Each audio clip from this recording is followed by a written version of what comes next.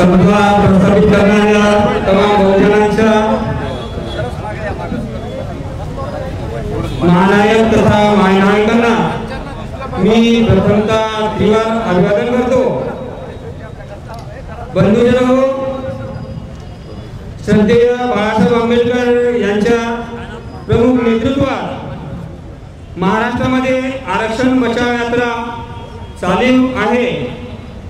त्यांचं उद्दिष्ट आहे की ओबीसी आरक्षण वाचलं पाहिजे, एससी एसटीच्या विद्यार्थ्यांची शिष्यवृत्ती दुप्पट करा, ओबीसींना पदोन्नतीमध्ये आरक्षण मिळालं पाहिजे, ओबीसी विद्यार्थ्यांना एससी एसटीच्या विद्यार्थ्यांप्रमाणे शिष्यवृत्ती देण्यात यावी, महाराष्ट्रातून किमान 100 ओबीसी आमदार निवडून आणावे, हे मुख्य उद्दिष्ट घेऊन श्रद्धेय बाळासाहेब आंबेडकर भर पावसात या आरक्षण बचाव यात्रेचं त्यांनी नियोजन केलेलं आहे आणि त्यांचाच एक भाग म्हणून आपल्या दिग्रस नगरीमध्ये साहेबांचं आगमन झालेलं आहे। तर मी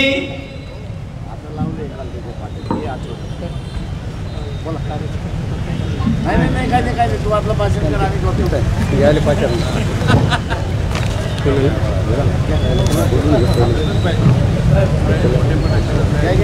मी माननीय गायत्री फाउंडेशन तथा विमुक्त बंधू जनजाती जागृती महासंघाचे प्रदेश उपाध्यक्ष डॉक्टर उत्तमजी राठोड यांना विनंती करतो की आपलं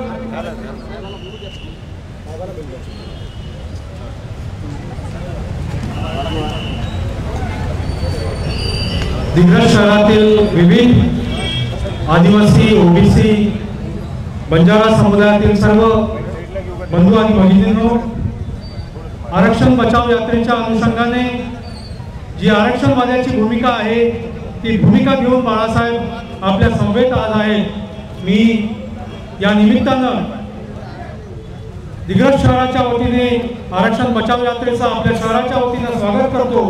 तसंच आजचा हे यात्रेच्या अनुषंगाने मी बाळासाहेबांना विनंती करतो की त्यांनी आपलं मनोगत इथे व्यक्त करावं।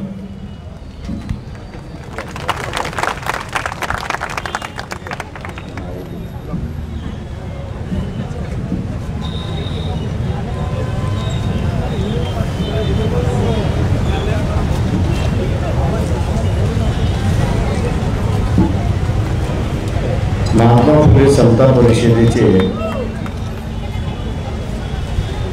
गजानन आंबेडकर,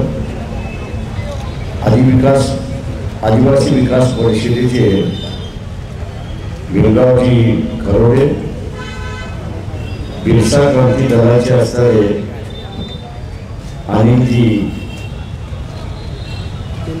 पेंडोळे शिवाजी जयंती उत्सव समितीचे रवींद्र तुपसुंदरे, त्याच्याचबरोबर गायत्री फाउंडेशन विमुक्त दलाचे असणारे डॉक्टर उत्तमरावजी जाधव, लवजी शक्ती सेनेचे असणारे अभयजी इंगळे आणि शिवाजी महाराज मुस्लिम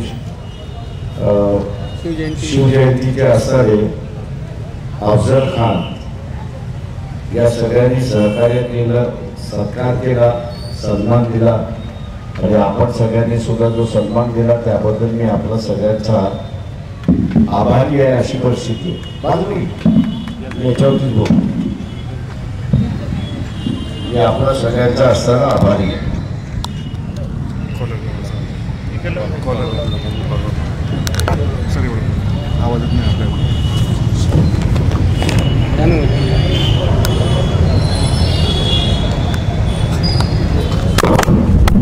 समोर ठेवून समोर ठेवलं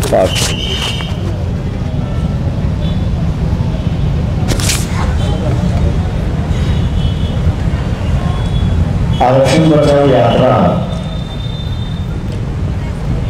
ही अनेक जिल्ह्यात, अनेक तालुके गावातून असं एक आपल्या इथं आलेली आहे। आपण जे स्वागत केलं त्याबद्दल मी आपला सगळ्यांचा असताना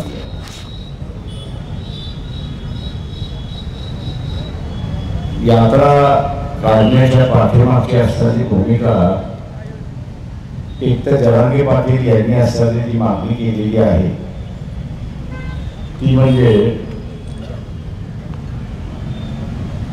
मराठा समाजाला ओबीसीच्या कोट्यातून आरक्षण देण्यात यावं अशी असणारी मागणी आहे. या मागणीच्या संदर्भात दोन तट पडलेले आहेत. एक मराठा समाजाचा तट आहे की जो असं म्हणतोय की आमचं जरांगे पाटील यांच्या मागणीला पाठिंबा आहे आणि दुसरा ओबीसी समूह जो आहे तो ओबीसी समूह असं म्हणतोय की आमचा असताना विरोध आहे. विदर्भामध्ये थोडीशी शासनकार तेली माळी कुणबी लोहार सोनार धनगर ही जे आहेत यांना कुणबी समाजाबरोबर थोडीशी असताना शासनकार याच्यासाठी आहे की सवलती म्हणून ओबीसी घेतात असं आहे आणि वेळ पडली तर मग वेगळ्या विदर्भाचा नाम सोडून ते असणाऱ्या पश्चिम महाराष्ट्राच्या पुढाऱ्यांबरोबर त्या ठिकाणी लागतात आणि वेगळ्या विदर्भाच्या राज्याला विरोध करतात. त्याच्यामुळे विदर्भातील हा जो तेली माळी कुणबी सोनार लोहार सोनार तेली वगैरे ही जी आहेत सगळी 372 जाती जी आहेत यांच्या मनामध्ये कुणबी समाजाबद्दल थोडीशी असणारी शंका आहे की ते आपल्याबरोबर येतील की न येतील. याचा मला वाटतं असताना थोडासा कुणबी समाजाने करावा की विधानसभेमध्ये या विधानसभेमध्ये नाही तर येणाऱ्या पुढच्या विधानसभेमध्ये ओबीसीच्या आरक्षणाला धोका आहे हे आपण लक्षात घ्या. मी फार लांब नाही बोलणार आहे परंतु एक याच्यामध्ये शरद पवारांची मध्यंतरी घोषणा होती. काय घोषणा होती? शरद पवारांची काय घोषणा होती? शरद पवारांची घोषणा होती की 225 मराठा आमदार आम्ही निवडून आणू, समाजाचे निवडून आणू असा शब्द होता. नंतर त्यांनी तो बदलला की आमच्या आघाडीचे आम्ही निवडून आणू अशी असणारी परिस्थिती आहे. पण जे पोटामध्ये होतं ते ओटावरती आलं आणि ते आपण सगळ्यांनी ऐकले अशी परिस्थिती आहे. तर ही शंका तिकडनं सुरुवात झाली की विधानसभेच्या निवडणुका संपल्या आणि नवीन विधानसभा गठीत झाली की मग या आरक्षणाच्या प्रश्नाला खऱ्या अर्थाने स्थगिती देण्याची प्रक्रिया त्या ठिकाणी सुरुवात होते. ती कशी सुरुवात होते तर निवडणुका संपल्यानंतर ओबीसी समाजाची मागणी आहे की जात न्याय जनगणना झाली पाहिजे आणि ही जात न्याय जनगणना झाली आणि करायची म्हटली तर विधानसभेमध्ये ठराव लागतो की ओबीसीची जात केली पाहिजे आणि त्याच्यासाठी अमुक निधी त्या ठिकाणी ठेवलेला आहे. पण त्याच्याच बरोबर आपण लक्षात घ्या की अजून एक ठराव त्या ठिकाणी मंजूर केला जाईल आणि तो म्हणजे की जोपर्यंत जात गणनेची आकडेवारी येत नाही तोपर्यंत ओबीसीच्या आरक्षणाची अंमलबजावणी त्या ठिकाणी थांबणार, तिला स्थगिती दिल्या जाईल. हे अगोदर झाले की न झाले का? याच्या अगोदर ओबीसीचं आरक्षण थांबवण्याची प्रक्रिया झाली आहे का? कुठे झाली आहे? नुसतं झाली आहे म्हणजे जिल्हा बरोबर आहे. नगरपालिका, महानगरपालिका, जिल्हा परिषद, पंचायत समिती, ग्रामपंचायती या सगळ्या ठिकाणी माननीय खानविलकर यांचं असलेलं जे जजमेंट आहे त्यांनी जात गणना नसल्यामुळे स्थगिती दिली होती. शासनाला आदेश दिला होता की या सगळ्या ह्याच्यामध्ये ओबीसीची जात गणना किती आहे ते याच्या आकडेवारी सांगा आणि मग आम्ही त्या ठिकाणी लागू करतो. शासनाने ती आकडेवारी दिली नाही आणि म्हणून त्यांचा स्टे ऑर्डर आज जसाच्या तसा लागू आहे आणि ते लागू असल्यामुळे आपण बघत असाल या सरकारला भीती वाटते ग्रामपंचायती, जिल्हा परिषदा, पंचायत समित्या, नगरपालिका, महानगरपालिकेच्या निवडणुका घ्यायला 3 वर्ष झाली. ते थांबले त्याच्यासाठी की विधानसभेसाठी थांबलेले आहेत. ते विधानसभेसाठी थांबलेले आहेत. एकदा विधानसभा झाला की तो जो सुप्रीम कोर्टाचा निर्णय आहे त्याचाच आधार घेत की इथे ओबीसीची जनसंख्या किती आहे ती आपल्याला अगोदर कळली पाहिजे. आणि ती कळत नसल्यामुळे सेन्सस होणं गरजेचं आहे. आणि सेन्सस झालं आकडेवारी कळेल आणि लागू करता येईल.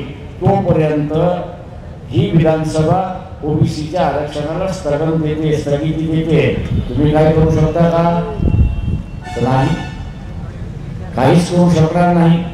त्याला विधानसभेने स्थगन दिलं तर कोर्टही त्याच्यामध्ये हस्तक्षेप करू शकत नाही, हे लक्षात घ्या.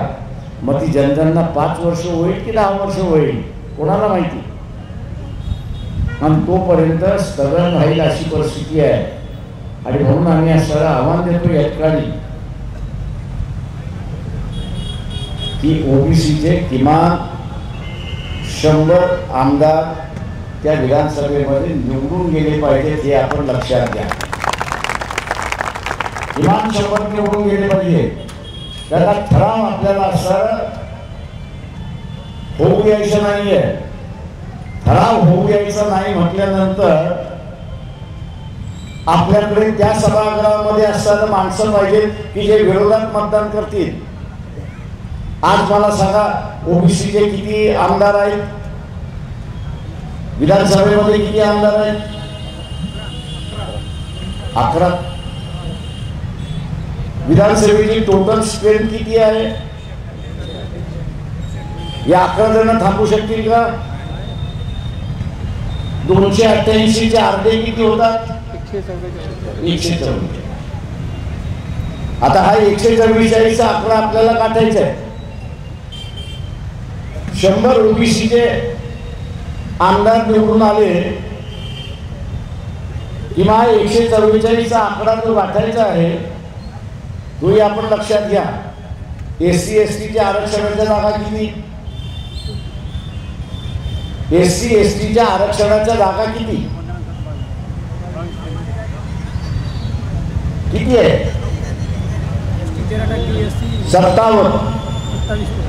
57 जागा आहेत. ठराव मंजूर व्हायचं न मंजूर व्हायचं या 57 जागेवरचं महत्व आहे, हे आपण लक्षात घ्या. मी जसं म्हटलंय 2 कॅम्प पडले. एक कॅम्प ओबीसीचा आणि एक कॅम्प मराठ्यांचा. आता हे 57 उमेदवार ओबीसीच्या बाजूने पाहिजे. तर ओबीसीने काय केलं पाहिजे? काय केलं पाहिजे? हे 57 आमदार ओबीसीच्या बाजूने पाहिजे. तर ओबीसीने काय केलं पाहिजे?